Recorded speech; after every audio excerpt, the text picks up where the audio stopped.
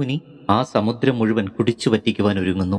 എല്ലാവരും അത്ഭുതത്തോടുകൂടി നോക്കി നിൽക്കെ അഗസ്ത്യ മഹർഷി അനായാസേന സമുദ്രജലം മുഴുവൻ കുടിച്ചു വറ്റിച്ചു. ആശ്ചര്യഭരിതരായിത്തീർന്ന ദേവന്മാർ അഗസ്ത്യ മഹർഷിയെ സ്തുതിച്ചു. വാദ്യഘോഷങ്ങളും പുഷ്പവൃഷ്ടിയും അവർ നടത്തി. സമുദ്രത്തിന്റെ അടിത്തട്ടിൽ ഒളിച്ചിരുന്ന അസുരന്മാർ വല്ലാതെ പരിഭ്രമിച്ചു. ആ സമയത്ത് തന്നെ ദേവന്മാർ ദിവ്യായുധങ്ങളുമേന്തി കാലകേയന്മാരുടെ മേൽ ചാടി വീണു.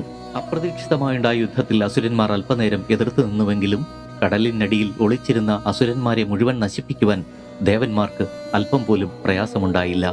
അവശേഷിച്ചിരുന്നവർ ഭൂമി പിളർന്ന് പാതാളത്തിലേക്ക് പോവുകയും ചെയ്തു. അങ്ങനെ അസുരന്മാരെ എല്ലാം വധിച്ചതിനു ശേഷം ദേവന്മാർ അഗസ്ത്യമുനിയുടെ അരികിലേക്ക് വീണ്ടും എത്തി.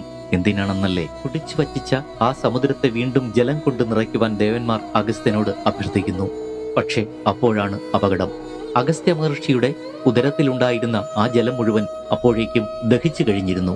അതുകൊണ്ട് സമുദ്രത്തിൽ ഇനി ജലം നിറയ്ക്കുവാൻ കഴിയില്ല എന്ന് അഗസ്ത്യമുനി ദേവന്മാരെ അറിയിക്കുന്നു. ദേവന്മാർ ദുഃഖിതരായി ബ്രഹ്മാവിനെ സമീപിച്ചു.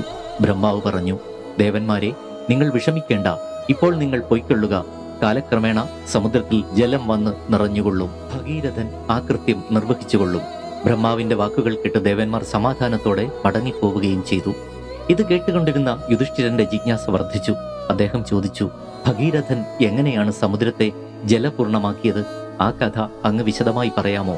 അങ്ങനെ യുധിഷ്ഠിരന്റെ ആഗ്രഹപ്രകാരം ലോമശ മഹർഷി ആ കഥ പറയുവാൻ ആരംഭിച്ചു.